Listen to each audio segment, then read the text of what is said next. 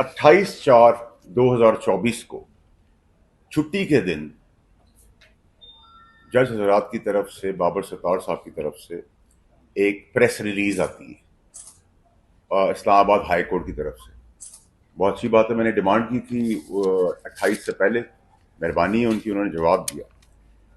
उस जवाब में एक लाइन, 3 लाइनें ये थी कि prior to justice Sattar elevation as a judge of the Islamabad High Court, he had reported to the Chief Justice Islamabad High Court that he was a Pakistani national and had a green card that allowed him to travel to US without a visa.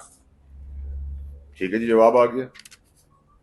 30/4/2024 को मैंने खत लिखा Islamabad high court के जजेस को, और उसकी stamping registrar received की ये रही, और उसके बाद मैंने टीसीएस किया जिसकी रसीद ये रही।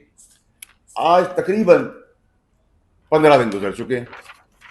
15 दिन में हमने जो एक्टिविटी देखी उसमें छुट्टी वाले दिन प्रेस रिलीज आई, अच्छी बात है, मैंने उससे पहले डिमांड की थी, रिक्वेस्ट की थी। उसके बाद हमने खत भी लिखते हुए देखा, कल भी लिखते हुए देखा, परसों भी लिखते हुए देखा, लेकिन इसका जवाब नहीं आ रहा। अब इस जवाब से अभाम और बढ़ रहा है। एक कंट्रोवर्सी जो है वो खत्म होने का नाम नहीं ले रही है, बहुत सीधी चीज है। वो फरमाते हैं कि प्रायर, यानी कि जज बनने से पहले बाबर सत्तार साहब ने उस वक्त के चीफ जस्टिस अत्तर मिल्ला साहब को रिपोर्टेड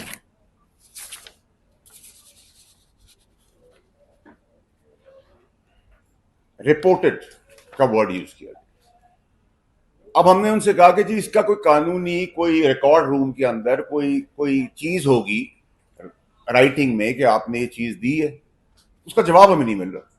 आर्टिकल 19 के तहत, 19(1) के तहत गालिबन chief justice of Pakistan justice Qazi Faez Isa साहब ने ऑर्डर जारी किया कि 19(1) के तहत हर पाकिस्तानी ये बात किसी से भी पूछ सकता है। तो मैं तो पाकिस्तानी तो दूर की बात, एक लेजिस्लेटर, एक सेनेटर को नहीं मिल रहा, तो आम पाकिस्तानी को क्या मिलेगा? मैं एक आम पाकिस्तानी शहरी होकर भी जवाब तलब हूं। तो अब अभाम बढ़ रहा है, शक व शुबात लोगों के दिलों में आ रहे कि इसके पीछे मंतक क्या है।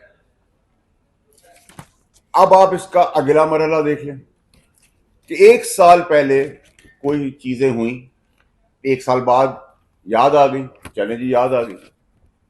अब याद आने के बाद 1 साल पहले आपने क्यों नहीं बताया? फिर आपकी फिर मदाखलत हुई कल परसों के दिन में। तो सर मसला ये है कि अब किसी पे इल्जाम लगाने से काम नहीं चलेगा। अब आपको सबूत तराजू में शवाहिद देने पड़ेंगे कि किसने मदाखलत की, क्योंकि मदाखलत की और के शवाहिद आ गए, हम आपके साथ खड़े। वरना तो मैं भी फोन उठा के कहूं कि जी मुझे किसी जज ने कह दिया है कि कत्ल कर दो, तो उसके अंदर कोई 302 में किसी का ट्रायल तो नहीं हो जाएगा। जबानी तो कोई चीज नहीं है। फिर आगे आप बढ़े तो कोड ऑफ कंडक्ट 2 के तहत, आर्टिकल 2 के तहत उसमें जजेस के बारे में कहा गया है कि अल्लाह से डरने वाले होने चाहिए, अच्छी जबान होनी चाहिए, किसी किस्म की लालच नहीं होनी चाहिए, कॉशियस होना चाहिए, मोहतात होना चाहिए, और ब्लेमलेस होना चाहिए, यानी कि इल्जामात से दूर दूर तक इसका कोई ताल्लुक नहीं होना चाहिए किसी भी इंसाफ और आईनी सीट के ऊपर किसी जज का। तो अब सवाल यह कि जवाब ही नहीं आ रहा। अब हम शक व शुबात बढ़ रहे हैं, हमें बताया जाए कि क्या रिकॉर्ड के अंदर लिखा है, क्योंकि हर चीज जो बताई जाती है मेरे आपसे इनकम टैक्स में, कोर्ट्स में, वो तो शवाहिद, सबूत, रिकॉर्ड्स, कागज। No work is done till the paper work is done, no work is finished till the paper work is done. कोई भी काम खत्म नहीं होता जब तक कागजी कार्रवाई पूरी ना हो। उस हिसाब से इस कंडक्ट के तहत अगर तो रिकॉर्ड का हिस्सा है तो हमें दे दिया जाए।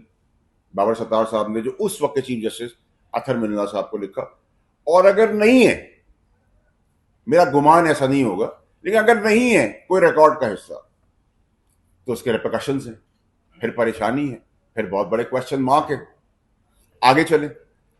اطہر من اللہ صاحب جو ہیں جسٹس صاحب, آپ کو پتا ہے کہ وہ تاریخی فیصلے کرتے ہیں, تاریخ ان کو ہمیشہ یاد رکھے گی.